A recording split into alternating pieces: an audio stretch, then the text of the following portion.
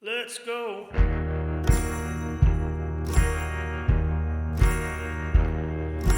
Come on in, let's go to where the pictures show, where the hero wins and the monster grins, and everybody knows that face up in those bright projector lights.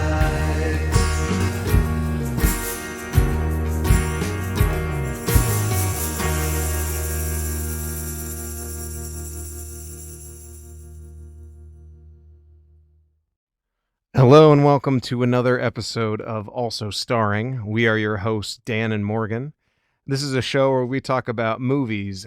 Each episode, we pick a movie based on an actor who also starred in the movie we talked about last time. It's a little bit like that movie game where you name an actor and then the next person names a movie that actor was in, and then the next person names another actor from that movie, and on and on and on. It's a pretty convoluted selection process, but it makes it a little bit fun for us and a little bit unpredictable for you guys. So, since last episode's movie was the directorial debut from David Fincher, Alien 3, starring Sigourney Weaver and Charles Dance, this episode we're going to talk about a different movie starring Charles Dance, but why don't I shut up and let you take it from here, Morgan? Today, we are here to talk about a movie, and that movie is Last Action Hero. Woo! Last Action Hero was one of the most panned Arnold Schwarzenegger movies from the 1990s. The budget was massive. The action was over the top. The direction was spot on, but it had one big problem going for it. It was competing against a movie called Jurassic Park. Whenever you try to compete against Steven Spielberg before 2005, you're going to lose. All these spoof movies that came out in the late 80s and the early 90s that were kind of not serious. They were really slapsticky comedy, like, I guess, Airplane and Naked Gun, and then Hot Shots, and all these other movies that were making fun of the genre. Loaded Weapon 1. Exactly. The interesting thing about marketing this movie was, if you watch the trailer, it comes off as an action movie. So that made me think that they didn't know how to make it tongue-in-cheek enough to show you that it's not one of those movies, but it's also a little bit less serious than like Die Hard or something, or Lethal Weapon. So how do you market that movie? It's kind of different. Also, I think this movie might have been too many cooks in the kitchen because it has such a good idea. The idea of like a kid going into the movies and hanging out with his hero, it makes a lot of people think, yeah. I mean, I would have been that kid. I was a big Arnold Schwarzenegger fan when I was a kid. I didn't read books when I was a kid. I did not like going to the library. I was not interested in that. But when he had a biography come out in the early 90s, I was like, can I get this book to my dad? I think he was impressed. He was like, oh my God, you're going to read a book? Great. That was a big deal. And so all throughout my childhood, Arnold Schwarzenegger was number one for me. So this kid getting to do that, to me, would have been a really big deal. Except for, I didn't even know about this movie when I was young because I watched Jurassic Park and I didn't care about this movie. And a whole bunch of other good movies had come out at that time as well.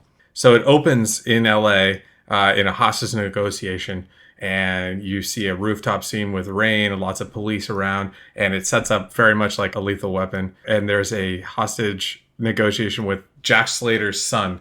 Jack Slater is Arnold Schwarzenegger. He is going up against his nemesis, who's named the Ripper, who wears a raincoat, which is kind of strange, but at the same time, he has an axe instead of a knife. Did Jack the Ripper have a knife, or did he use an axe? You know what? I didn't even think about it. For some reason, I thought it was a play on the Reaper. That's later, though. But I thought the Ripper was kind of like the Jack Slater averse version of the Reaper. And then at the end, it's like they face the real Reaper. I don't know. As far as a Jack the Ripper comparison, I have no idea. Yeah, I think he used a knife. Pretty sure. Yeah, I'm pretty sure he did. But at the same time, I thought, what an interesting name for a guy who is going to be the nemesis of 4 of your movies and then go after your family. and then he comically unloads a bunch of weapons and takes them out and kind of saves the day.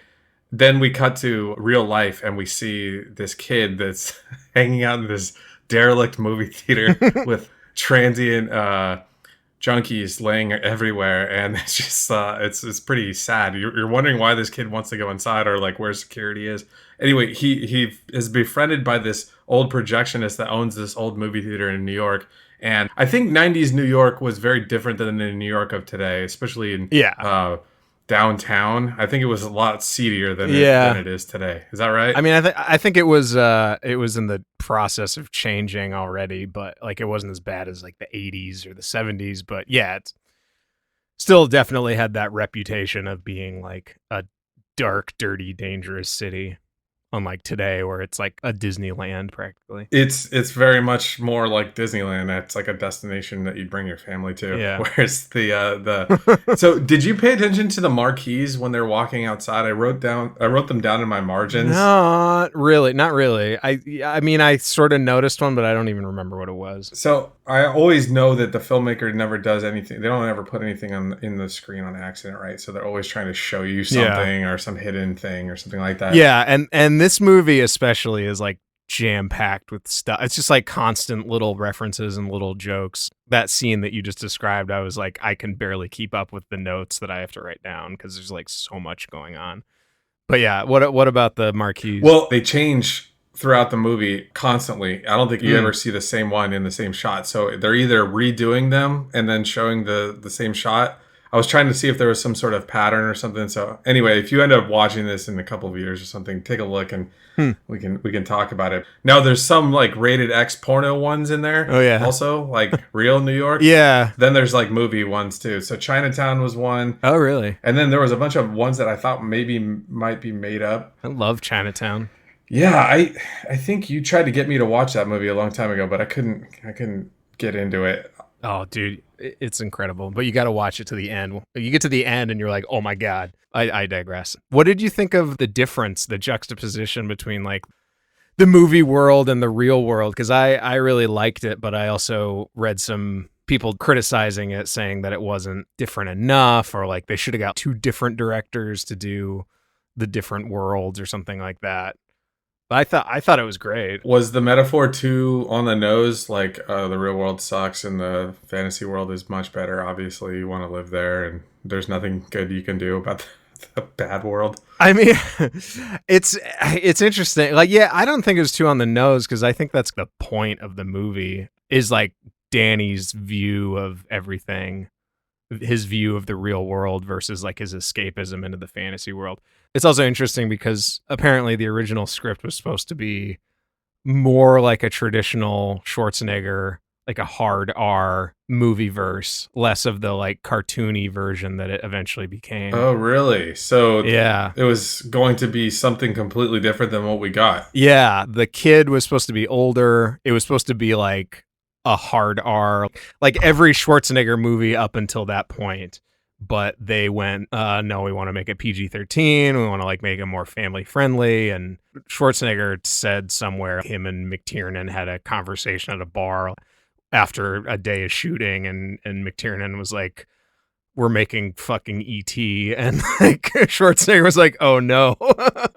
Like that's not what they wanted to do, but I don't know. I still like it the way that it is. Had he done a toned down movie yet? So this was 1993, I think, right? It's weird when you think about the history of it. Like Terminator 2 came out the year before. This was the movie that Schwarzenegger softened, and his career never really.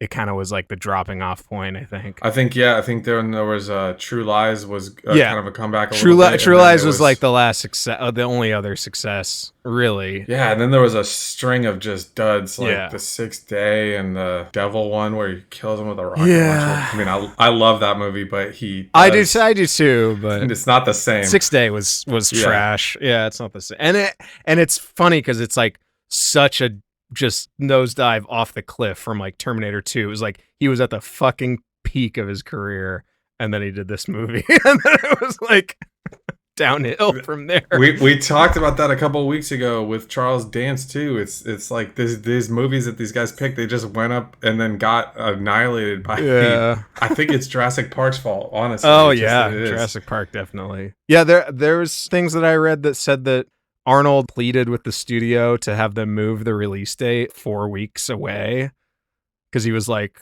Jurassic Park's gonna kill us. The studio was like, nah, it's fine. It'll be okay. Just do it. That's crazy. I mean, he was so right. Or maybe they were like, we don't care because this movie sucks. I don't know.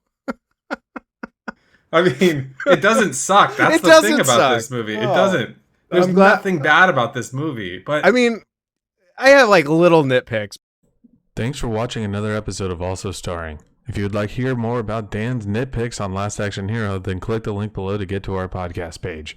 Each podcast episode will have a lengthy discussion, and we share our views on the movie. You may also get a hint as to what movie we'll be discussing next time. Thanks again for watching, and have a wonderful day. Let's go.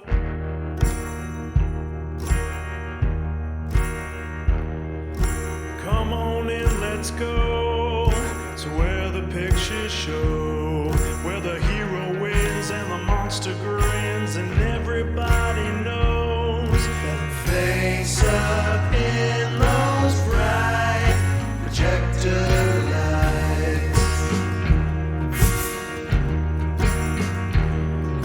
Well, you might recognize someone here tonight, some thespian also starring in a movie that you like. Face up in